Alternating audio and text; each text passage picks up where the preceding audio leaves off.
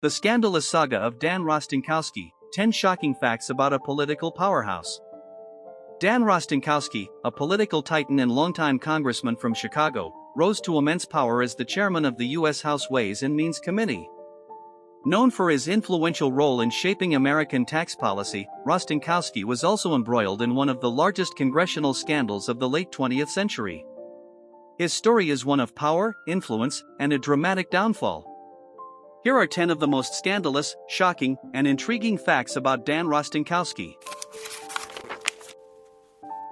Fact number 1. Early life, a political family and Chicago roots. Dan Rostenkowski was born on January 2, 1928, in Chicago, Illinois, into a prominent Polish-American family with deep political roots. His father, Joseph P. Rostenkowski, wielded significant influence as an alderman in Chicago's 32nd Ward, representing a core part of the powerful Democratic machine in Chicago, led by Mayor Richard J. Daley. This background exposed young Dan to politics from an early age, instilling in him a sense of power and loyalty to the Democratic Party. Rostenkowski attended St. John's Military Academy before enrolling at Loyola University Chicago. However, in 1946, he left college to join the Army, serving post-World War II in Korea. In 1951, he married Laverne Perkel, with whom he had 2 daughters, Gail and Dawn. This familial and political foundation set the stage for a career that would ultimately influence American politics on a national scale. Number 2. Political ascendancy, rising through the ranks of Congress. Rostenkowski's political career began at 24, when he won a seat in the Illinois House of Representatives in 1952, following the footsteps of his father's allies in Chicago politics. Just 6 years later, in 1958, he secured a seat in the U.S. House of Representatives for Illinois' 8th Congressional District, a role he would maintain for nearly 36 years, making him one of the longest-serving congressmen of his time. Throughout the 1960s and 1970s, Rostenkowski was known as a master of political maneuvering, often dubbed a kingmaker in Congress due to his ability to forge alliances. In 1981, his career peaked with his appointment as chairman of the House Ways and Means Committee. In this position, he had unprecedented influence over tax policy, welfare programs, and Social Security. Tip O'Neill, the Speaker of the House, was a close ally who praised Rostenkowski's negotiation skills, calling him one of the best operators the House has ever seen. This rise through the ranks was due to his blend of charm, wit, and toughness, though his aggressive methods often raised ethical concerns. Number 3. Tax reform architect, Rostenkowski's role in major legislation.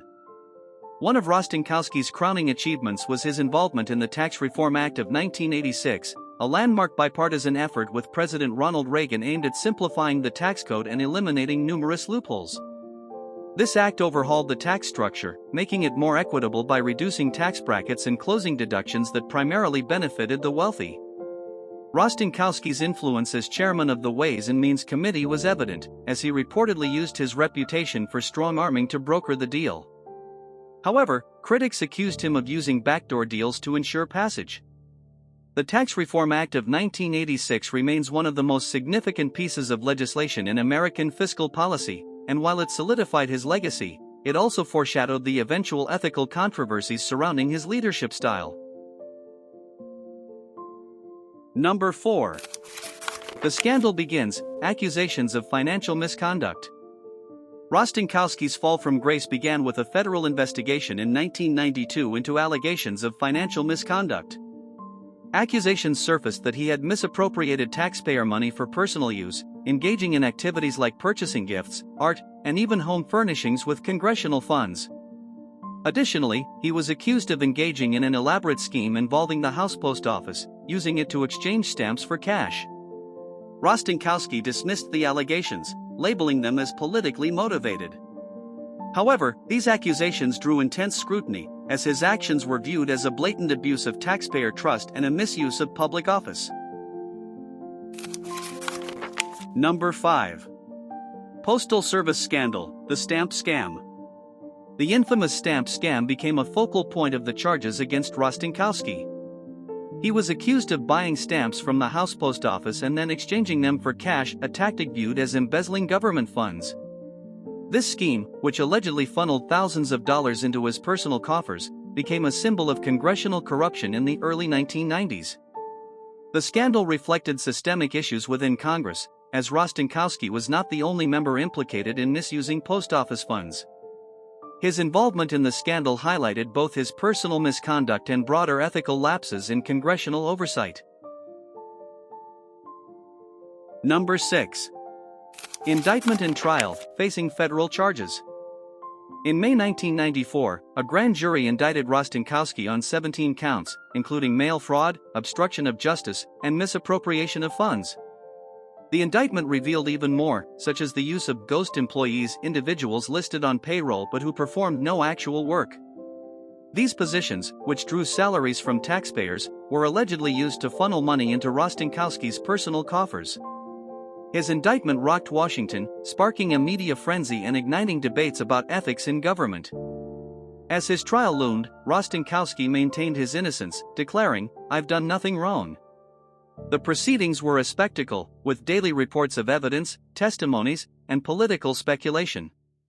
The charges carried a potential prison sentence of up to 55 years. For a man who had wielded significant power, the prospect of prison represented a dramatic fall from grace. Number 7. The plea deal, avoiding a lengthy sentence. In a bid to avoid the lengthy prison term, Rostenkowski struck a plea deal in 1996. He pleaded guilty to 2 counts of mail fraud, reducing his potential sentence significantly. The deal resulted in a 17-month prison sentence and a substantial fine. For many, the plea was viewed as a partial admission of guilt and a final acknowledgement of his misconduct.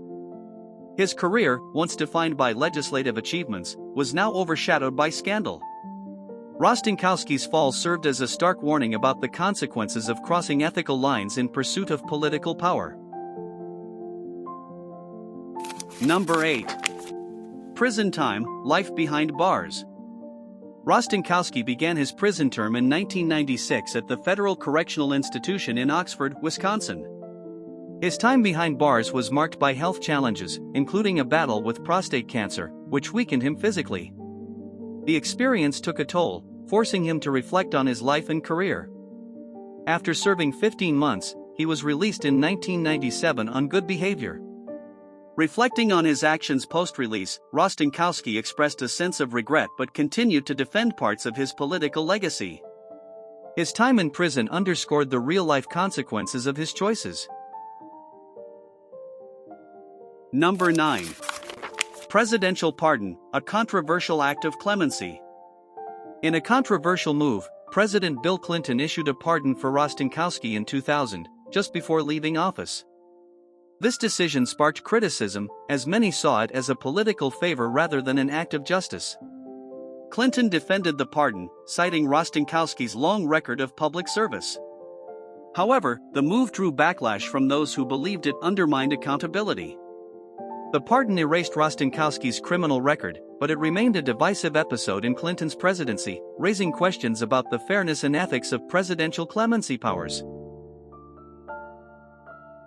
Number 10. Legacy and death, the end of an era.